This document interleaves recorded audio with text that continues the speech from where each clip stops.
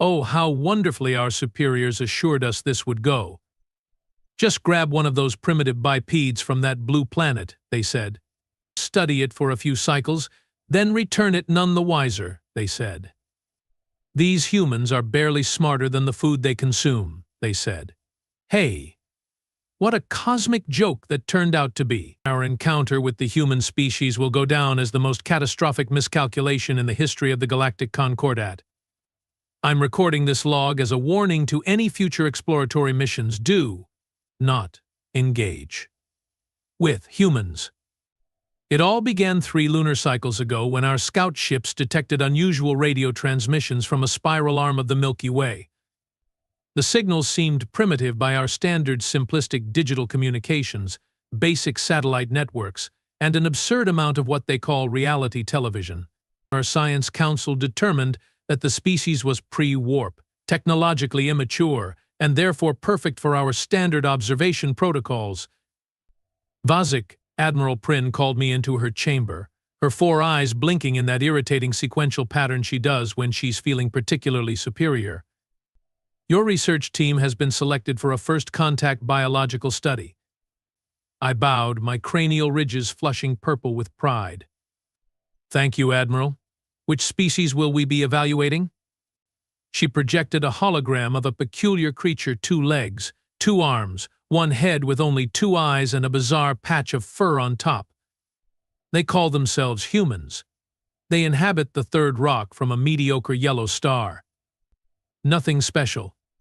Standard carbon-based lifeforms. They look squishy, I remarked, circling the hologram. Indeed. Their skeletal structure is internal, completely backwards from an evolutionary standpoint. Prin made that wheezing sound that passes for laughter among her kind. They are also comically weak. No natural armor, no significant speed or strength, dull senses, and their lifespans are pitifully short. Less than a century. Can you imagine? I couldn't. My species routinely lives to see 5 centuries pass. How could anything evolve intelligence in such a brief existence? Your mission is simple, continued Prin, closing the hologram with a flick of her upper right appendage. Extract 1 specimen, preferably from a low population area to avoid notice. Conduct standard biological and psychological evaluation. Then return it with memories wiped. Any specific type of human we should target? I asked. I asked. Our analysts suggest a solitary adult. Avoid their military personnel or scientific community. Perhaps one of their, what do they call them? Ah, yes, hikers or campers. Individuals who deliberately isolate themselves in natural settings. Should make extraction clean and simple. Duration of study? Standard protocol. 14 cycles should suffice. I assembled my research team that very day. There was Nevik, our biology specialist, always so serious with his constant note-taking and muttering. Traz, our security officer, all brawn and minimal brain, convinced that her 15 combat medals made her an expert on everything. And finally, young Mila, my protégé, on her first deep space mission and eager to prove herself. This will be simple, I assured them during our briefing. These humans are barely past discovering how to split the atom. They still burn fossil fuels, for stars' sake. Their most advanced computational devices have less processing power than our waste recycling units. Traz flexed her armored exoskeleton. Should we expect resistance? Their entertainment broadcasts show them to be quite violent. I laughed. Actually laughed. How naive that seems now. They are dramatizations, Traz. Fictional scenarios meant to stimulate their primitive brains. Real humans are docile, easily startled creatures who freeze in fear when confronted with the unknown. Our abduction records show most species at this development stage simply comply when faced with superior technology. Still, Nevik interjected, we should follow standard containment protocols. Of course, I waved dismissively. But trust me, this assignment is essentially a vacation. Extract, examine, return. We will be back for the Galactic Summit with time to spare. We arrived in Earth orbit 6 days later, cloaking systems engaged. Their detection technology was so primitive that we could have arrived with sirens blaring and they'd have likely attributed it to atmospheric disturbance or one of their weather balloons. Our scanning revealed a suitable extraction point in what they call Montana, a mountainous region with scattered human habitation, perfect for our needs. We detected a solitary human several kilometers from the nearest settlement, apparently engaged in what humans call fishing. Target acquired, Traz announced, bringing the image up on our main viewer. The human was of average build for their species, with the fur on top of its head colored a light brown. It wore simple coverings in earth tones and was sitting beside a flowing water source, holding a primitive rod and line. Appears male, according to our biological databases, noted Nevik. Adult, approximately 35 local years of age. Perfect, I said. Prepare the extraction beam. Standard paralysis field, level 2 strength. Mila looked concerned. Only level 2. Lead researcher? We don't want to damage the specimen, I explained patiently. Level 2 is sufficient to immobilize any pre-warp species. Remember, these are fragile creatures. The extraction went flawlessly. One moment the human was lazily dangling its line in the water, the next it was floating upward in our azure paralysis beam, its primitive fishing equipment left behind on the riverbank. We had it secured in containment chamber 3 within 90 seconds of initial beam contact. That was almost disappointing, Traz grumbled, clearly having hoped for some excuse to use her combat training. Science isn't always exciting, security officer, I reminded her. Nevik, prepare for initial examination once the paralysis field wears off. Mila, set up the psychological assessment protocols. Let's be efficient, people. I approached the observation window to get my first close look at our specimen. The paralysis was already beginning to fade, and the human was showing signs of consciousness. According to protocol, we'd maintained an Earth-normal atmosphere and gravity in the chamber. The human's eyes opened. Blue, I noted. It blinked several times, then with surprising quickness sat upright on the examination platform. Fascinating, I murmured, activating the translation matrix. It's recovering from level 2 paralysis much faster than predicted. The human's gaze darted around the chamber, taking in the featureless white walls, the observation window, though to him it would appear as a simple reflective surface, and the various examination instruments arranged nearby. His breathing rate increased, but interestingly he showed none of the panic responses we'd anticipated. Instead, he stood, stretched, and walked directly to the observation window. He stared for approximately 10 seconds, then spoke. I know you are watching me. Whatever you are. Just so we are clear, this is a seriously bad idea you have got going here. I nearly dropped my data pad. The calm calculation in the human's voice was entirely unexpected. Subject is showing unusual awareness, Nevik noted, seemingly unperturbed. Fascinating adaptive response. I activated the communication system. Human specimen, you have been temporarily relocated for scientific study. You will not be harmed. Cooperate, and you will be returned to your habitat with no memory of these events. The human tilted its head.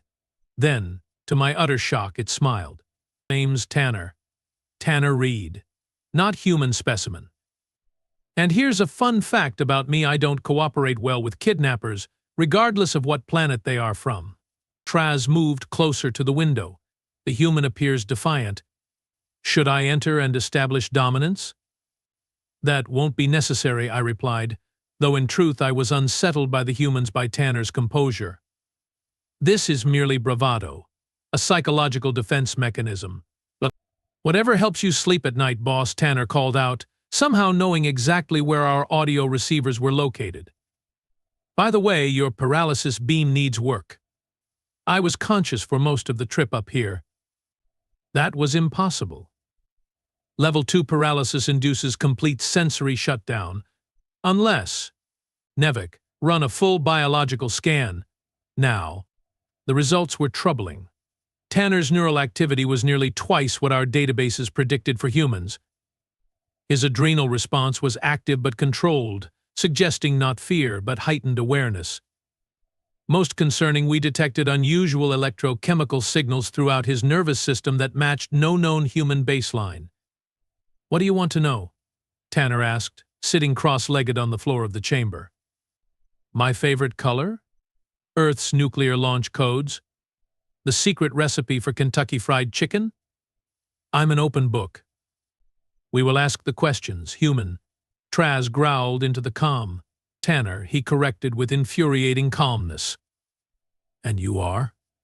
"No, wait, let me guess. You are the muscle." He pointed in the general direction of Traz's voice. "That one's the brains." He gestured toward where Nevik stood. "And whoever spoke first is in charge.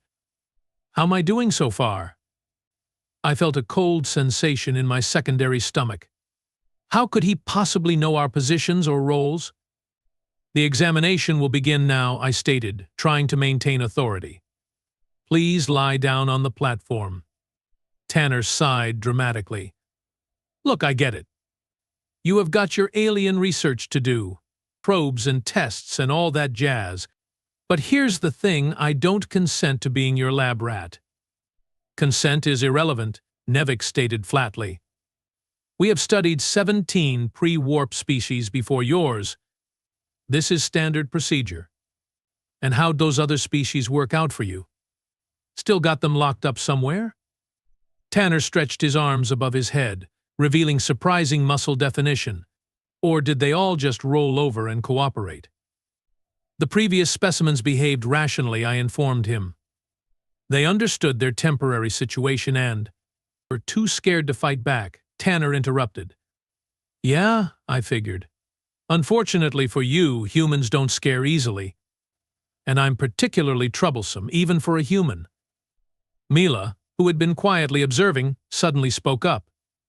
"Lead researcher, I'm detecting anomalous readings from the containment field." "What kind of anomalies?" "Micro-fluctuations in the power distribution." As if she paused, looking confused. As if something is testing for weaknesses. I looked back at Tanner, who was now pacing the perimeter of the chamber, occasionally running his fingers along the seamless walls. "Nice setup you have got here," he commented casually. "Very clean. Sterile. Bet you think it's escape-proof too." "It is," Traz stated confidently. "That chamber could contain creatures 10 times your strength and twice your intelligence." Tanner stopped pacing and smiled again, that unsettling expression that showed too many teeth. "You know what humans are really good at?" he asked, seemingly to no one in particular. "Adaptation. Problem-solving. Turning disadvantages into advantages. It's kind of our whole thing." "Enough talk," I decided. "Nevik, initiate examination sequence 1. Non-invasive scans only for now." Various instruments descended from the ceiling of the chamber. Tanner watched them with apparent curiosity rather than fear. "Fancy toys," he remarked. "Let me guess, you want to see what makes humans tick?" "Your cooperation is appreciated but not required," I informed him. "These scans will proceed regardless of your position or resistance." "Well, fair enough."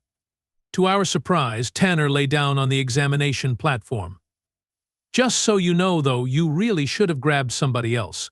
A farmer, maybe. Or an accountant." The scanning beams activated, bathing him in soft blue light. "Why is that?" Mila asked, genuinely curious. Tanner chuckled. "Because until 3 years ago, I was part of a military special operations unit. The kind that specializes in escape, evasion, and turning everyday objects into weapons. Then I started my own security consulting firm. I literally get paid to break into places that claim to be unbreakable." I exchanged glances with Nevik. Was the human bluffing?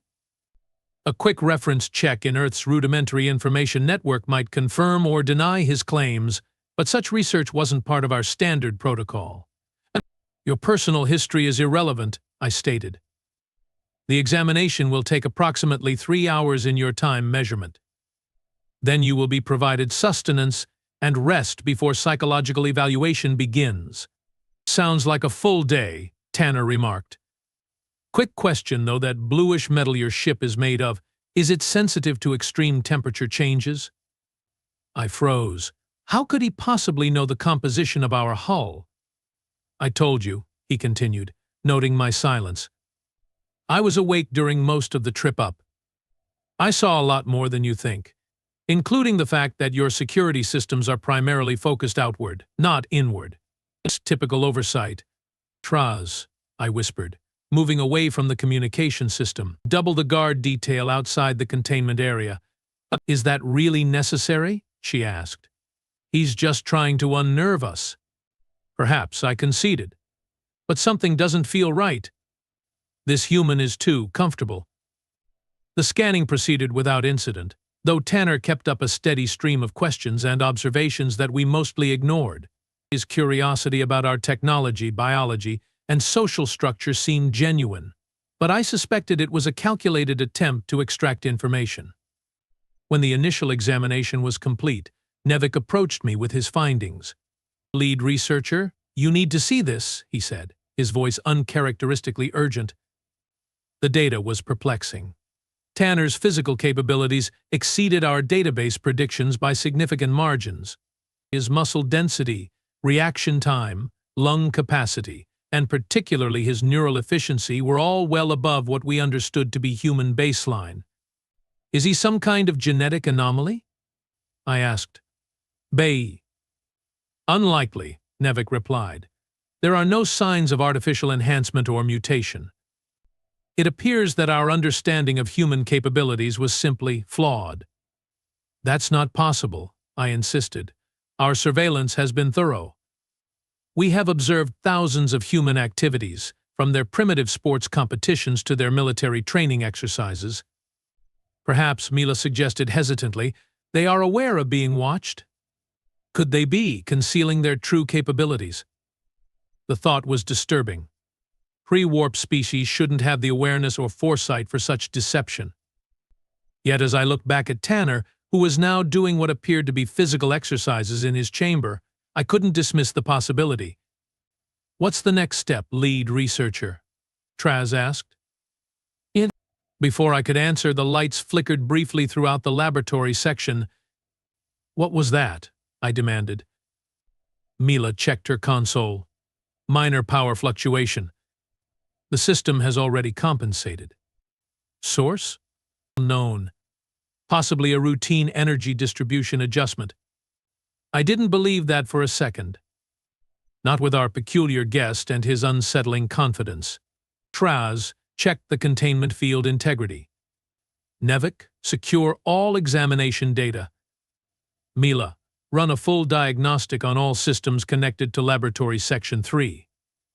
As my team rushed to comply, I returned my attention to Tanner, who was now sitting calmly on the edge of the examination platform, looking directly at the observation window. Problem with the lights? He asked innocently. Old spaceship, huh? Things start to break down after a while.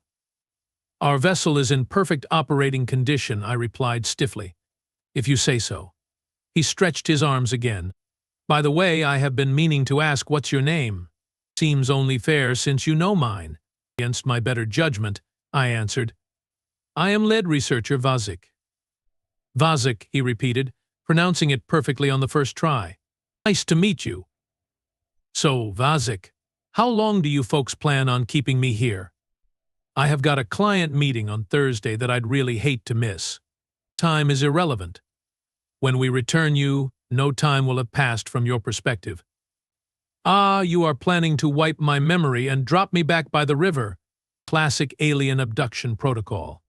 He nodded as if this confirmed something. Just one problem with that plan, Vazik. And what would that be? I asked, already regretting continuing this conversation. Tanner's expression changed, the casual demeanor vanishing, replaced by something cold and calculating. I have already sent a message. Those 6 words from the human's mouth sent a chill through all 4 of my hearts. Tanner's face had transformed from casual amusement to predatory focus in an instant. That's impossible, I stated, though the quaver in my voice betrayed my uncertainty. You have been under constant observation since extraction. You have no communication devices. Tanner tilted his head, that unnerving smile returning.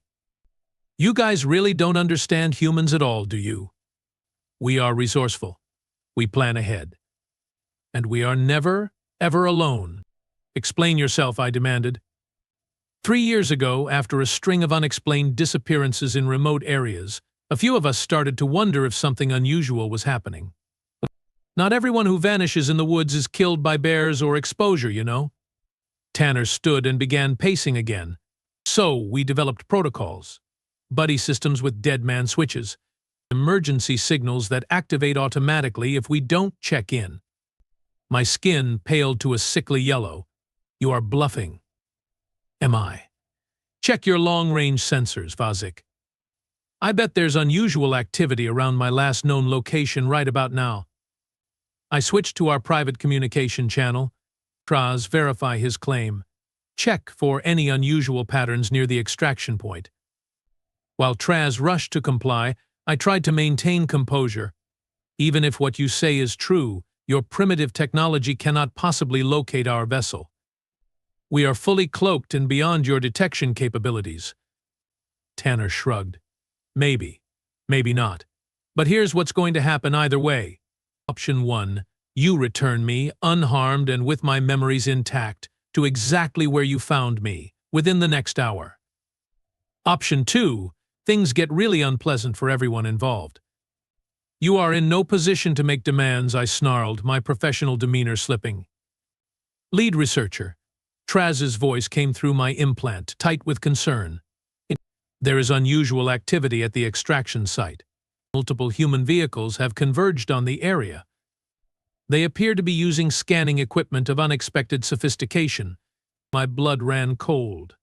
This couldn't be happening. Pre-warp species shouldn't have organized response protocols for extraterrestrial contact. It violated every predictive model we had developed. Tanner, somehow sensing my distress, nodded slowly. My team is good at what they do, Vazik. Very good, and they have been preparing for this possibility for years. What exactly is it that you do, Tanner Reed? I asked, genuinely curious despite my growing alarm. Officially, I run Reed Security Consultants. We test systems, find vulnerabilities, protect high-value targets. He paused, examining his fingernails casually. Unofficially, we are the people who plan for the impossible. Alien contact was on our list. Nevik approached, datapad clutched in his trembling hands. Lead researcher, I have completed analysis of the power fluctuation. It wasn't a distribution issue. Something accessed our primary computer core for approximately 3.8 seconds. What? I whirled to face him. How is that possible? The core is isolated from all external systems. Not from the examination equipment, Mila interjected quietly. The scanners connect directly to the database to compare results in real time. The implication struck me like a physical blow. I turned back to the observation window where Tanner stood waiting, arms crossed, expression knowing. What did you do? I whispered. Insurance policy, he replied simply. While your fancy scanners were mapping my biology, I was mapping your ship. Quid pro quo. That's not possible. A human mind couldn't possibly interpret the data flow from our medical scanners, much less reverse engineer it to access our systems.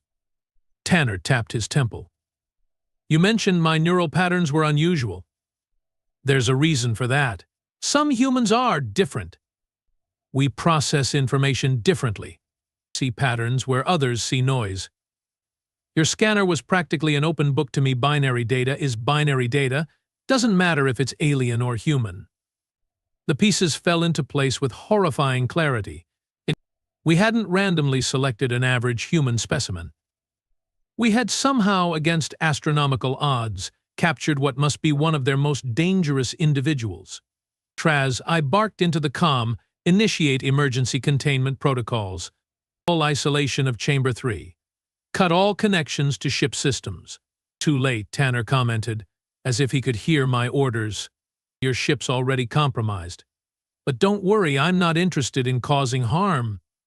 I just want to go home with a guarantee you folks never return." As if to punctuate his statement, the lights throughout the laboratory section flickered again, then dimmed to emergency levels. The faint hum of the ventilation system faltered momentarily. "What's happening?" I demanded. Mila's fingers flew across her console, multiple system failures cascading through the ship. Life support is unaffected, but propulsion, navigation, and weapons systems are all experiencing critical errors. "How is this possible?" Nevik whispered, fear evident in his voice. "I told you," Tanner called out, "humans are adaptable. And while your biological scanning was fascinating, I'm much more interested in your technology. Specifically, how it can be used against you." The observation window suddenly went black, cutting off our view of the chamber interior. A moment later, the security door to the laboratory hissed open. Kraz burst in, weapon drawn. "The containment field is failing. I have ordered a full security team to—" A deafening alarm cut her off, the emergency lockdown protocol activating throughout the ship. Bulkheads slammed shut, sealing each section from the others. "He's isolating us," I realized aloud, "using our own security systems against us." The main view screen activated without command, displaying an external view of Earth below us. A small craft was detaching from our hull, one of our own shuttle pods. "How?" Mila gasped. "The docking bay requires command authorization." The communication system crackled to life, and Tanner's voice filled the laboratory. "Thanks for the hospitality, folks, but I think it's time I headed home." "Don't worry, I'm leaving your ship mostly functional. Life support, basic maneuvering capabilities, you know, the essentials." "This is impossible," I muttered, watching helplessly as the shuttle descended toward Earth.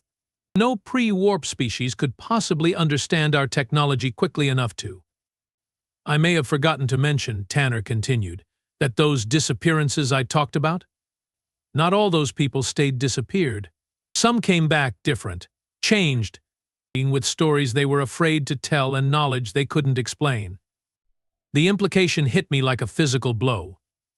"You have encountered other species before us." Bingo. "Turns out we are not as isolated as you thought. And some of your galactic neighbors aren't as ethical about returning specimens with wiped memories. We have been learning, adapting, preparing. That's what humans do best." Wait, my mind raced. This violated every protocol, every understanding we had about pre-contact species. If humans had already been exposed to extraterrestrial technology and biology, possibly for years. "Oh, and Vazik?" Tanner's voice had lost all traces of humor. "I have left you a parting gift in your main computer. A message, encoded in a format your galactic concordat will understand. It explains, in explicit detail, why Earth is now designated as absolutely forbidden territory." The view screen changed, showing a detailed star chart of our galaxy. A large red zone appeared, encompassing Earth's solar system and a substantial area around it. "This is the human exclusion zone," Tanner explained. "Any non-human vessel entering this space without explicit permission will be considered hostile and dealt with accordingly." "You don't have the technology to enforce such a claim," Traz snarled. "Don't we?" Tanner's voice was cool, confident. "Check your long-range sensors again." Mila, hands shaking, brought up the sensor display. What I saw defied all logic. Multiple objects were emerging from concealed positions throughout Earth's solar system, asteroids that weren't asteroids, orbital stations disguised as space debris, vessels materializing from behind moons and planets. "Impossible," Nevik breathed. "They have hidden an entire defense network." "But our surveys were exactly what we wanted you to see," Tanner finished. "Humanity learned long ago that appearing weak is sometimes the best defense. While you watched our reality shows and laughed at our primitive technology, we were watching your watchers. Learning. Preparing." The shuttle carrying Tanner had now entered Earth's atmosphere, descending toward the extraction point where, according to our sensors, a substantial human presence had gathered. "Your ship's navigation system has been reprogrammed," Tanner continued. Once I'm safely on the ground, you will be automatically returned to the edge of the exclusion zone. The Concordat's Central Command will receive our full message at that time. This is an act of war, I warned, desperation making my voice harsh. Tanner's laugh echoed through the communication system. No, Vazik. This is an act of mercy. We could have destroyed your vessel, captured your crew, reverse-engineered all your technology.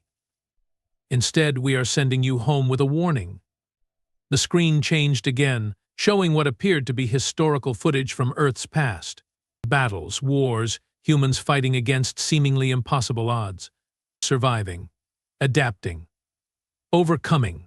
Humanity isn't ready for full galactic integration, Tanner acknowledged. We are still too fractured, too volatile. But we are also not the helpless primitives you thought we were.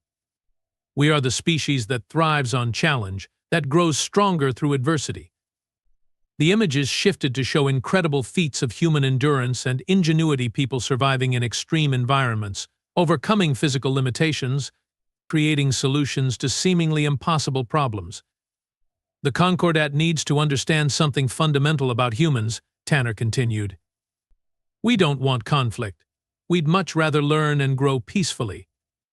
But if threatened, there is no species in the known galaxy more dangerous than humanity backed into a corner. The shuttle had landed. On our sensors, I could see Tanner emerging, being greeted by a group of humans with equipment far more advanced than anything we'd observed in our surveillance. I will leave you with one final thought, Vazik, Tanner said, his voice now solemn. The first human you captured will be the last human any of you ever see unless you come in peace, as equals, when we are ready. Remember that. The communication cut off abruptly. A moment later, our ship's engines activated without command input, breaking orbit and accelerating away from Earth. Stunned silence filled the laboratory. My team looked to me for answers I didn't have. What do we do now, lead researcher? Mila finally asked, her voice small. I stared at the retreating blue planet on our view screen. We report the truth. Humanity isn't what we thought. They are not primitive or helpless. They are something else entirely. The Concordat won't believe this, Traz muttered. A pre-warp species with hidden defensive capabilities, prior extraterrestrial contact. It defies all our models. Perhaps our models were wrong, Nevik suggested quietly. Perhaps we have been underestimating what intelligence can achieve, even without advanced technology. One thing is certain, I said, watching as Earth grew smaller behind us. The Concordat's approach to pre-contact species will need complete reevaluation. If humans can achieve this level of countermeasure and adaptation, who knows what other surprises await us among the stars? 3 weeks later, I stood before the Science Council, delivering my final report on the human encounter. The chamber was packed, representatives from every member species of the Concordat present to hear firsthand about the unexpected developments on Earth. In conclusion, I stated, my voice steady despite the gravity of my words, I formally recommend that Earth be classified as a Class X protected world, with a minimum non-contact period of 500 years. Humanity requires time to resolve its internal conflicts and reach a unified planetary government before any official contact is initiated. Admiral Prin, her 4 eyes blinking in rapid succession, leaned forward. And if they develop warp capability before that time? Their technological progress has been accelerating exponentially. Then we welcome them as equals, I replied simply. Or we face consequences I cannot predict but deeply fear. The chamber erupted in voices, debates breaking out among the various representatives. I stood firm, remembering Tanner's final words and the look in his eyes as he departed, not hatred or anger, but determination and a strange sort of hope. The Galactic Concordat had existed for 10,000 years, encountering hundreds of species across countless worlds. We had developed protocols, procedures, and predictions for every conceivable first contact scenario. But we had never encountered anything like humanity. As I left the council chamber, I accessed my private data storage. Reviewing once more the parting gift Tanner had left in my personal files, a simple text message in perfect concordat standard. The universe is vast, Vazik, room enough for all of us, if we choose wisdom over pride.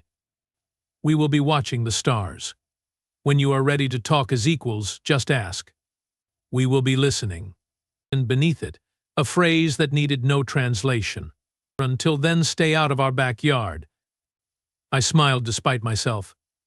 The first human we captured was indeed the last one we ever saw, but somehow I suspected it wouldn't be the last we'd hear from them.